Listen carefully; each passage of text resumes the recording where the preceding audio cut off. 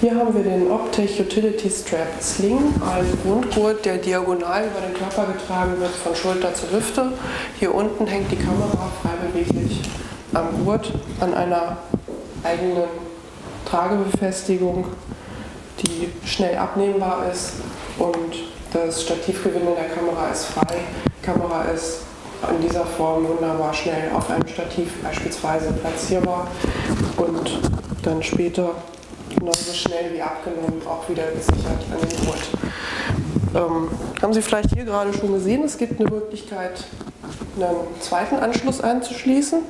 Das ist, wenn die Kamera beispielsweise mit einem Batteriegriff ausgestattet ist oder es sich von vornherein um eine größere Kamera handelt, die hier im unteren Bereich einen weiteren Anschluss für Schlaufen hat. Der wird dann hier hinten eingeklippt. Die Kamera ist mit dem Kameragriff bequem zu tragen, zu greifen, in Schussposition zu führen. Und ja, das zu dem Gurt, schon mal praktisch. Und wenn es mal irgendwie die Kamera in der Hand bleiben soll, gibt es über das Optech-System immer die Möglichkeit, die beiden Ösen, Schlaufen miteinander direkt zu verbinden.